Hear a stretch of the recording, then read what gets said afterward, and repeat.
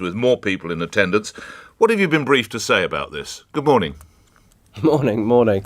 Look, I think what we've seen over the last couple of days, you've seen the Prime Minister announce that the Cabinet Secretary is going to look at three separate allegations, well, two allegations and one actual gathering in the Department of Education. And I think that's right to get to the bottom of it, to restore confidence, because the Prime Minister was assured that there were no rules broken. But with the further information and further discussion about this, it's right that the Cabinet Secretary looks at this to try and put this to bed, exactly what happened. Noting you use the word gathering, Mr. Scully, when does a gathering become a party? I've no idea, to be honest, because I don't know what happened then, but I can only speculate what may or may not have happened at these sort of places where people are working anyway. And so they're together on a day-to-day basis. But why do you choose the word gathering as opposed to party? Well, I suppose party suggests, you see some of the graphics that go around with some of the coverage here with balloons and poppers and these kind of things. It suggests that there's big invitations going out and lots of people coming in from elsewhere and those kind of things. So I think it's right to be proportionate until we know the detail. Are we looking at the total number now of gatherings as 7?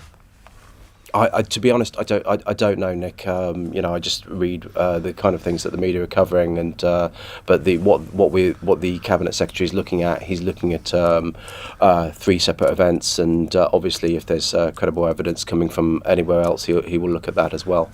If it was a gathering, why did Allegra Stratton feel the need to go? Well, I think the Prime Minister was clear about, as he described it, being furious at seeing the pictures there. And it is a difficult situation because we're coming into, we've announced Plan B. We've got a situation now where we are asking people to, again, have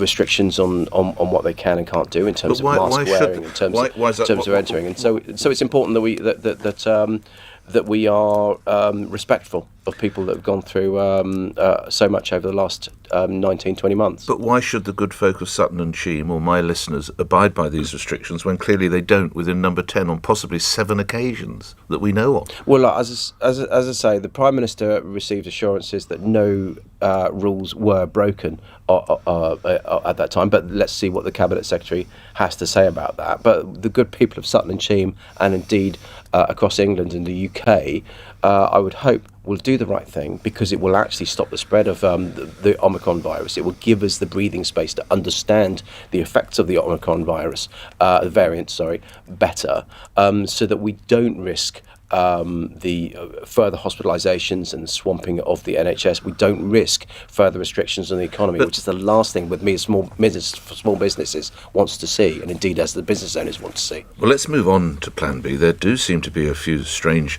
quirks being thrown up. One is that you can do your shopping in Sutton and Cheam at Sainsbury's or Asda or whatever, as long as you sing. And also, as of next week, you can't work at the office, but you can work from the pub. And you can't go to the office unless it's for the office party. Plan B has more holes than a Swiss cheese, doesn't it, Minister? It's really difficult, but in terms of the thing is about if you're going around the supermarket singing, it actually does say you don't need to wear a mask. Wear a mask where practical. I don't think it's practical walking around Tesco's singing Christmas carols or something all the time. But there just needs to be a sense check around it if you're eating, if you're drinking, and those kind of things.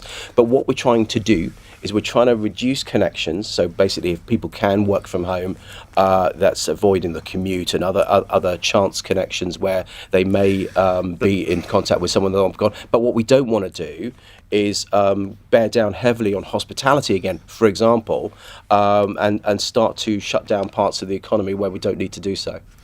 It's a difficult balance, but it's one we've got to try and strike. Indeed, but you can't go to the office, but you can go to the office party.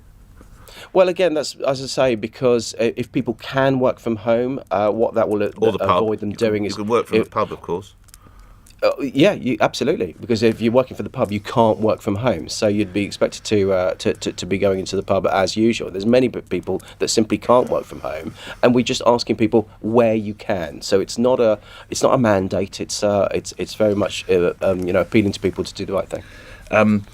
Let's look at some other matters. In the course of this week, your party has dropped down 4 points. You're now 6 points behind the Labour Party, and there seems to be a growing Conservative revolt. How anxious are you about next week's vote on Plan B?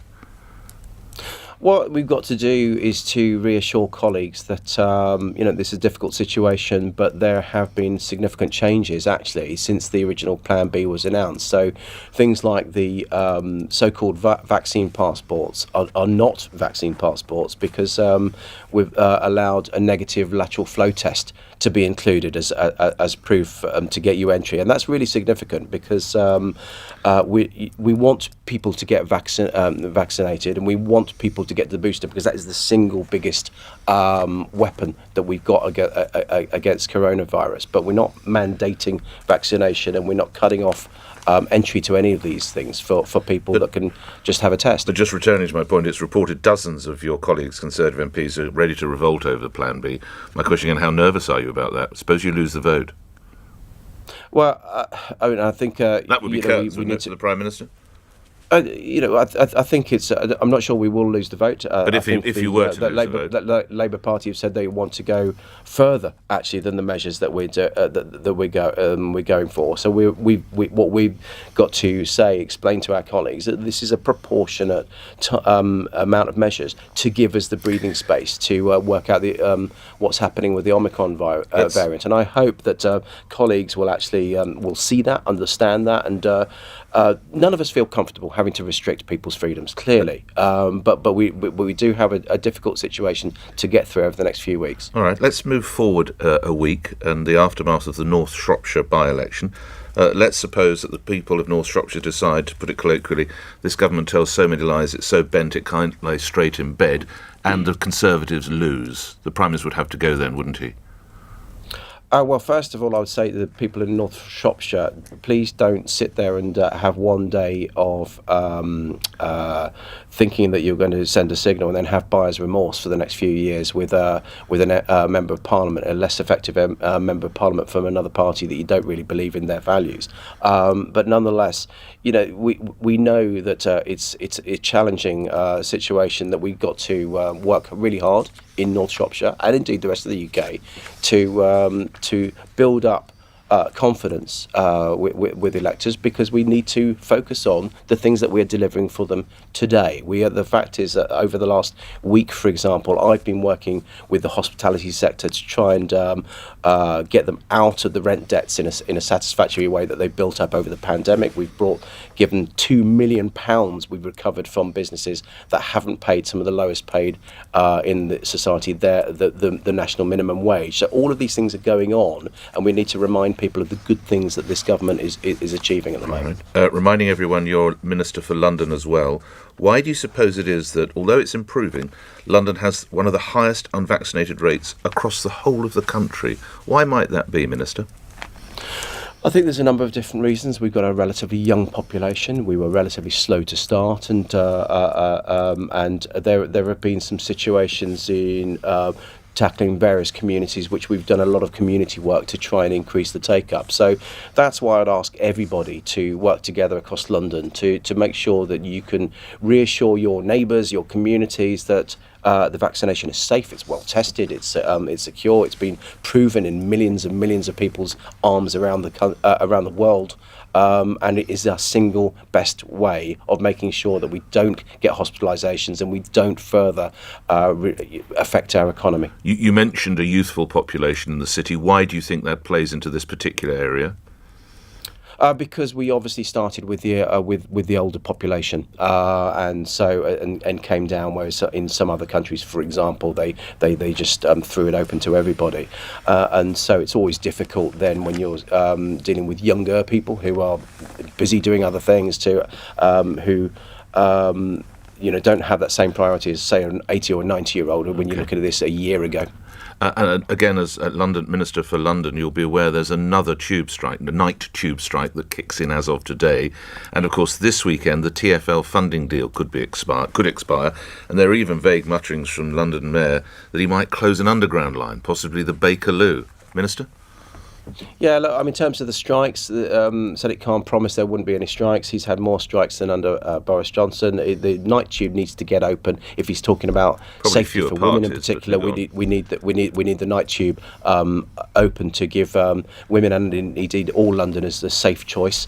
But in terms of the TfL deal, we're really prepared as government to work with the mayor. What we need, though, is him to come back with proposals of how he's going to raise finances, raise funding for TfL to make it self-sustainable on a long-term basis. But clearly, we want to do a deal. We do not want to see the tube lines closed, and we won't let that happen. So I think that's rhetoric, frankly. It's just open-air negotiations rather than actually getting around the table and having discussions. Last question, Minister, and thank you for your extended time.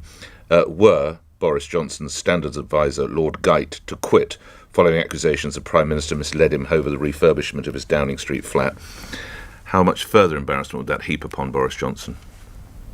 Well, I'm not aware of Lord Geight's position, but I think the Prime Minister's been really clear in the investigation in terms of the fact that he didn't know who any of the underlying donors were for the refurbishment. I think that came out clearly in the result in the investigation. And you're happy with that? No you breach believe of the that, do Ministerial Code. You believe that the Prime Minister was unaware? Yes, I do, because the system was worked under a blind trust. So whoever actually spent the money was up to the chairman of that trust, and the Prime Minister wouldn't have known about that.